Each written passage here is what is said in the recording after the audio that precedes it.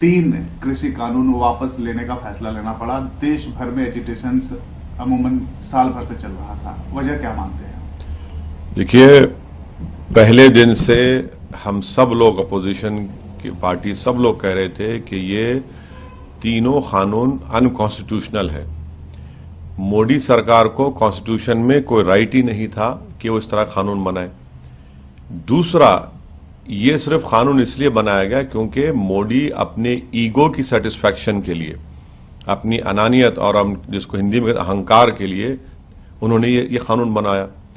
और इस गलत और काले कानून की वजह से 700 किसानों को अपनी जानें खोनी पड़ी।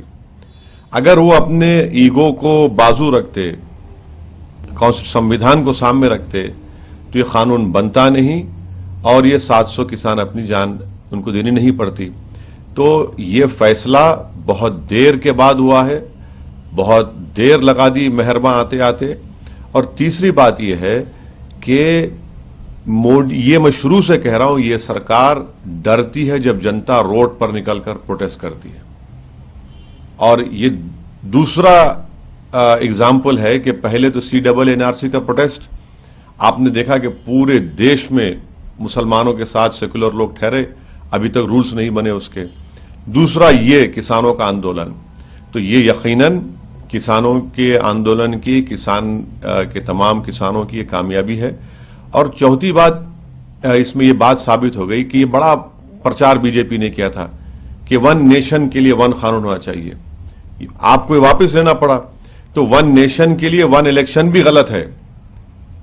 हर स्टेट में इलेक्शन जब भी होगा तभी तो हम सरकार को आड़े हाथ लेंगे और सरकार काम करेगी गरीबों का।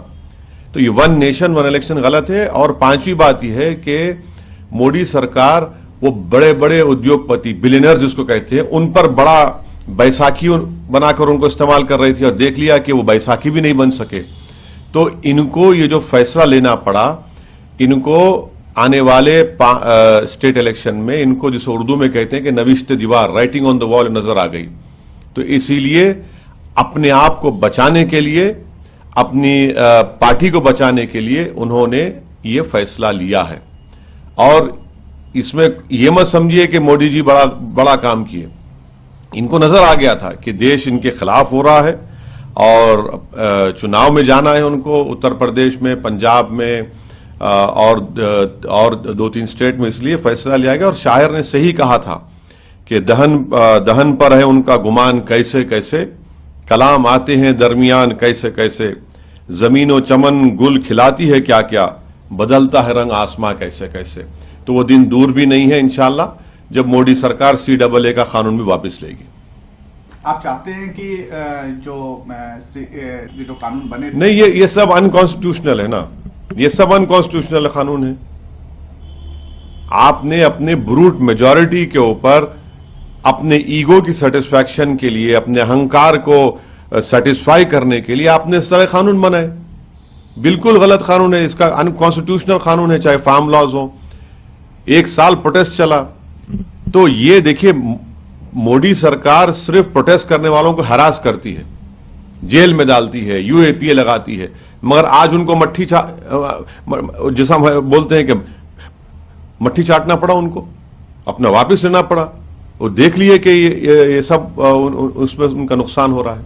2 बातें जो आपकी बात से निकल कर आ रहा है सामने की, कृषि कानून बल्कि CAA, लेकिन क्या आप ये मानते हैं कि 370 का जो फैसला हुआ या 35A का जो फैसला हुआ वो भी अनकॉन्स्टिट्यूशनल है? आपने देखा कश्मीर में कल क्या हुआ?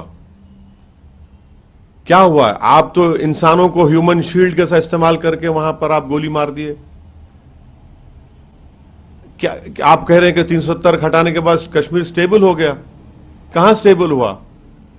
गृह मंत्री देश के श्रीनगर में है और पटाखे फुटते हैं, हजारों के साथ पटाखे फुटते हैं, और कल वहां पर ह्यूमन शील्ड के तौर पर इस्तेमाल किया गया और अब लाश भी नहीं देते। तो क्या हालात बदले कश्मीर में? कुछ हालात नहीं बदले।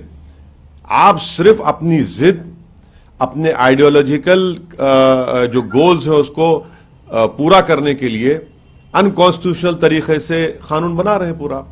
वो भी वापस होना चाहिए। नहीं, आप ये तो सब देखते जाइए ना आगे क्या क्या होता है। मगर क्या कश्मीर में स्टेबिलिटी आ गई? क्या कश्मीर में अमन हो गया? कहां हुआ है? जब लोग रोड पर निकलकर मरने वाले इनोसेंट लोग कह रहे हैं कि कम से कम हमारी लाश तो दे दो हमारी, आज आपको एक्सह्यूम करना पड़ा उनकी बॉडी को। कहां आपने स्टेबिलिटी लाई कश्मीर में? कहां एलएसी और एलओसी पर अमन है? लद्दाख में के अंदर आप जाइए, ऊपर चीन बैठा हुआ है। आपने पाकिस्तान से दोबारा सीज फायर क्यों किया और उसके बावजूद भी वहां पर ड्रोन से हथियार आ रहे हैं? तो देखिए हर महाज पर मोदी सरकार नाकाम साबित है और ये बताता है देश को, और हमको ये पैगाम मिलता है कि कोई भी सरकार अगर 300 एमपी सीट जीत कर ला भी लेती है तब भी वो गवर्नेंस नहीं कर पा रहे हैं ना, गवर्नेंस नहीं कर पा रहे हैं। इसीलिए इनको हालत मजबूरी में अपने आप को बचाने के लिए ये इस तरह के कानून को वापस लेना पड़ा, काला कानूनी और अनकॉन्स्टिट्यूशनल है। सवाल ये भी आ रहा है कि जो किसान मरे में क्या सरकार किसी मुआवजा या फिर किसी बड़े ऐलान का होना यकीनन देना चाहिए। जब सरकार इस बात को मान रही है कि हमसे गलती हुई और हम इस कानून को वापस ले रहे, तो ये सरकार का एक मॉरली भी और लायबल है इसके ऊपर, ये उनकी जिम्मेदारी है। अगर आप ये कानून नहीं बनाते 700 किसान नहीं मरते, तो कम से कम आप उनकी मदद तो करिए। देखिए जान तो चलेगी, जान तो वापस आने वाले नहीं है। पैसा किसी इंसान के किसान की जान की कीमत नहीं बन सकता, मगर कम से कम उन किसानों से अगर मोदी सरकार को इतनी हमदर्दी वाकई में है तो हम इस बात का डिमांड करते हैं कि मोदी सरकार उनको एक्सग्रेशिया दे। जब आप मान चुके हैं कि यह अनकॉन्स्टिट्यूशनल था, इनसे गलती हुई, हमने अपने ईगो की सेटिस्फैक्शन के लिए अपनी ब्रूट मेजॉरिटी के ऊपर एक काला कानून बनाया जिसको हम वापस ले रहे हैं, तो उनकी मदद करिए। उन 700 किसानों के ताल्लुक से भी आप थोड़ा अपने दिल में नरमी पैदा करिए, जरा नमी दिखाइए और उनकी मदद करिए।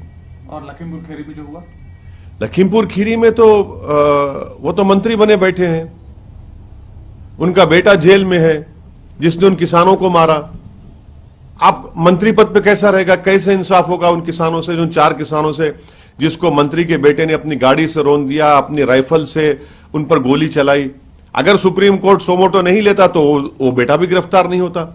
तो ये भी तो देखना पड़ेगा ना। कानून वापस जैसे लिए हैं, क्या मंत्रालय गृह मंत्री का? हमारा मानना यह है कि अजय मिश्रा जब तक उनके बेटे के ताल्लुक से कोर्ट कोई खतई फैसला नहीं कर देता, वो मंत्री पद पर उनको रहने का अखलाकी कोई वजह ही नहीं है। वो ना रहे, कोर्ट फैसला दे दे उनके बेटे के बारे में और फिर उसके बाद आपको सरकार जो चाहे करे। उनको क्यों रख रहे हैं वहां पर? मैं शुरू से कह रहा हूं इसलिए रखा जा रहा है क्योंकि उनका ताल्लुक एक अपर कास्ट कम्युनिटी से है और उत्तर प्रदेश में उस कम्युनिटी और कास्ट के वोट की बीजेपी की जरूरत है, इसलिए उसको नाराज नहीं करना चाहते, इसलिए उनको मंत्री पद पर रखे। मगर ये कैसा इंसाफ होगा कि उनके पिताजी होम मिनिस्टर के पोस्ट पर रहेंगे और बेटे के ऊपर केस चलेगा मर्डर का? ये तो सुप्रीम कोर्ट के सोमोटो लेने से ही तो इतनी बात आगे बढ़ी, वरना वो तो वहीं खत्म हो जाता। चलिए वैसे जी आपसे एक सवाल है कि जब इतना किया है तो क्या ये हम उम्मीद करें कि जो किसान प्रदर्शन पे बैठे हैं वो वापस जाएंगे अपने घर? अब ये तो किसान आंदोलन में जो उनके नेता हैं, जो उनके जिम्मेदार हैं, वो इस बात का फैसला लेंगे। मैं उस पर कुछ नहीं बोल सकता, मगर ये बात तो साबित हो गई है कि मोदी सरकार ने गलती की, अनकॉन्स्टिट्यूशनल कानून बनाया और ये बात भी साबित हो गई कि 300 एमपी रहने के बावजूद भी जब देश की जनता किसी सरकार के गलत फैसले के खिलाफ रोड पर निकलकर कंसिस्टेंटली प्रोटेस्ट करती है तो ये सरकार पीछे हट जाती है।